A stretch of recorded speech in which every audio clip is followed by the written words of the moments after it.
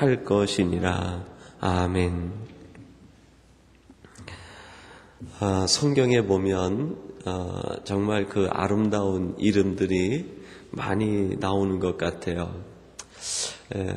노아 그러면 그 이름의 뜻이 안이다, 위로다, 그런 뜻이 있습니다.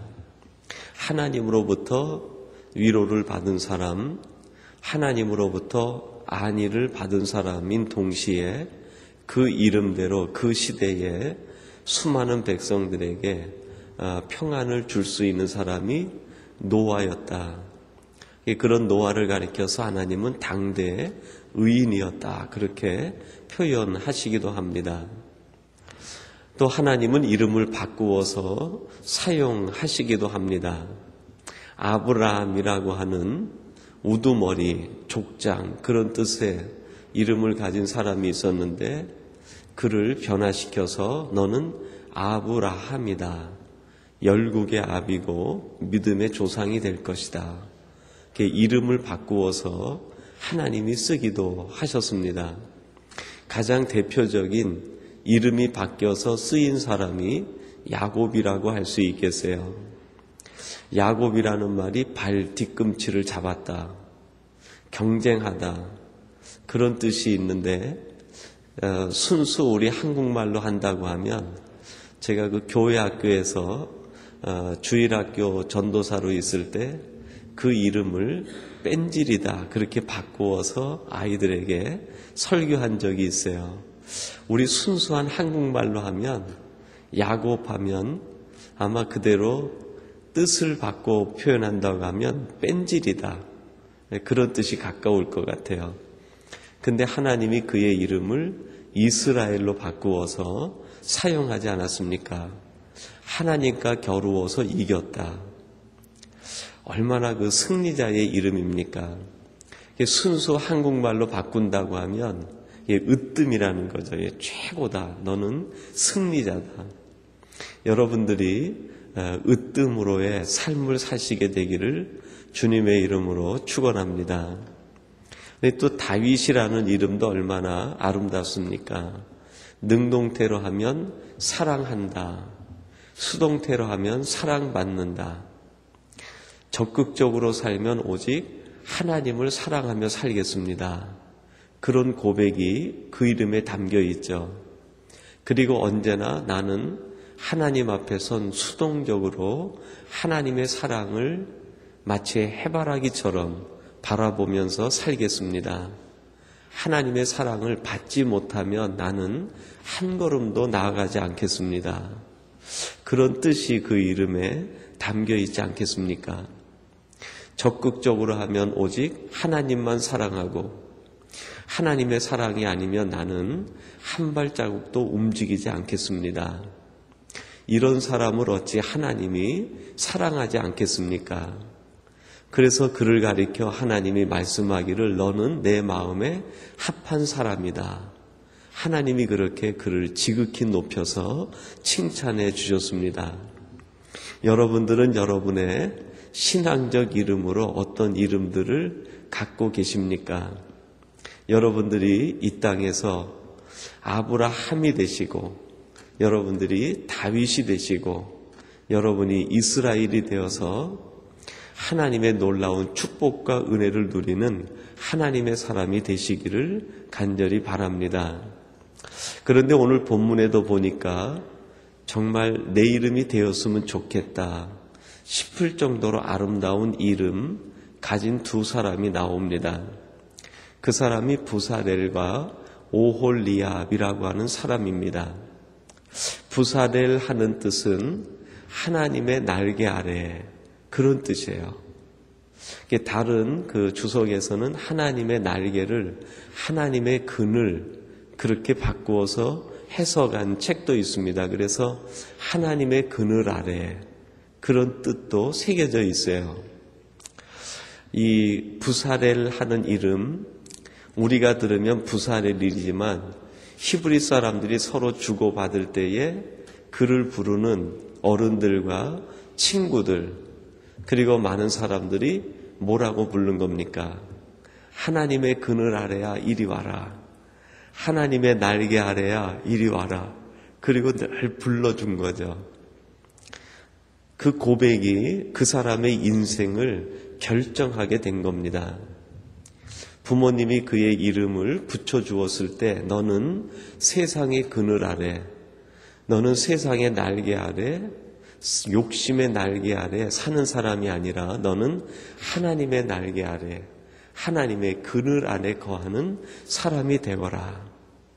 그 이름을 지어줬을 때 부모님들의 마음이 그 마음 아니겠어요? 또 그 이름을 매일 듣는 이 부사렐은 어떤 고백으로 살았겠습니까? 나는 어떠한 일이 있어도 하나님의 날개 아래 살겠다.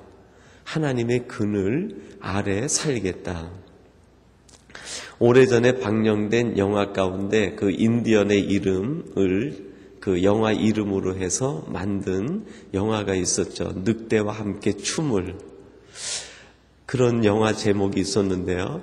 저는 그 영화 제목을 보면서 늑대와 함께 춤을, 이게 무슨 주제인가 그랬는데 나중에 알고 보니까 그 한 인디언의 이야기를 주제로 해서 그 라이프 스토리와 시대적 배경, 인디언의 잔잔한 그 삶을 영화로 각색해서 한 그 드라마더라고요. 늑대와 함께 춤을.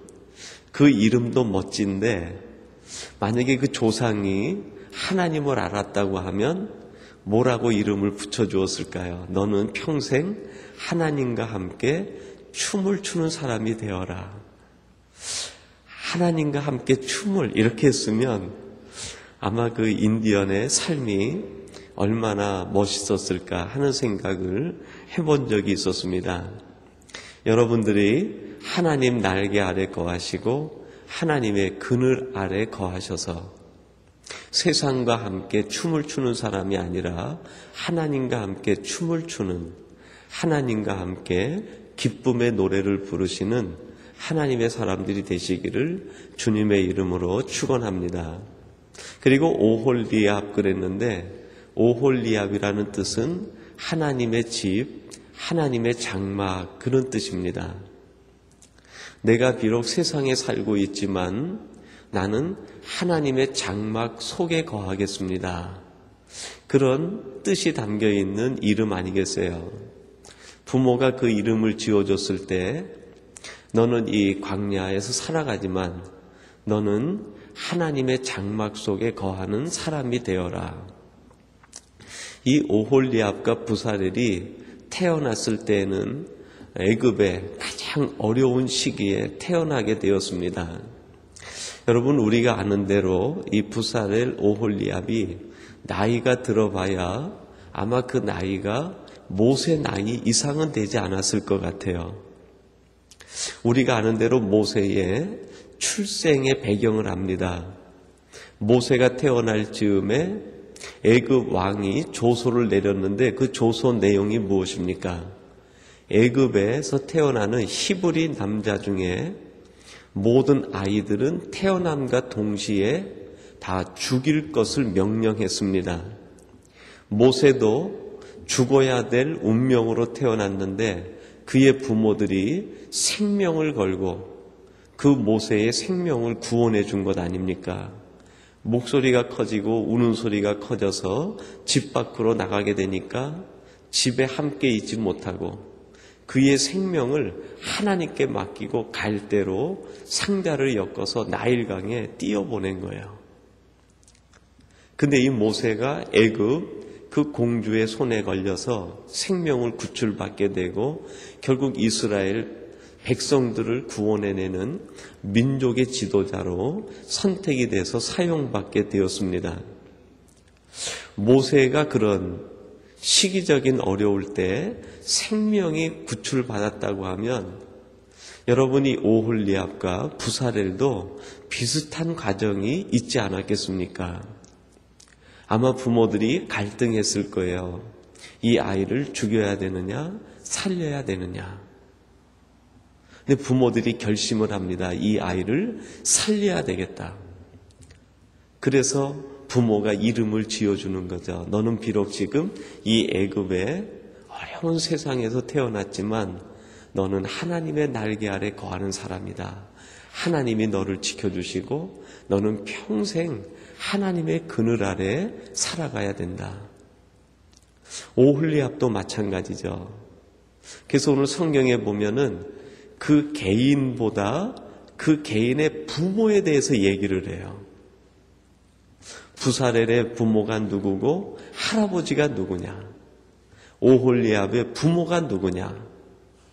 마치 모세의 부모가 생명을 걸고 모세의 생명을 살려낸 것처럼 부사렐과 오홀리압에게 이런 부모님이 계시지 않았다고 하면 이들의 생명도 없다는 거예요. 그들의 생명을 있게 한 부모님들의 얼마나 결단과 생명을 건 그 희생이 있었는가 하는 것을 우리들에게 가르쳐주고 있는 거죠. 그러면서 오홀리압의 부모는 그 아이의 이름을 너는 하나님의 장막이다. 너는 비록 애굽에서 태어났지만 너는 애굽의 장막이 아니라 하나님의 장막으로 살아가야 된다. 거기에는 부모님의 생명을 건 고백이 담겨 있는 것이죠. 그렇게 이 아이들이 애굽의 어려운 상황 속에서 자라나가지고요. 모세와 더불어서 출애굽을 하게 됩니다. 그 출애굽을 하는 동안에 60만 애굽에서 태어난 모든 사람들이 함께 나올 때 자기 이름대로 살기로 결심한 사람들, 내 이름대로 내가 살아야 되겠다.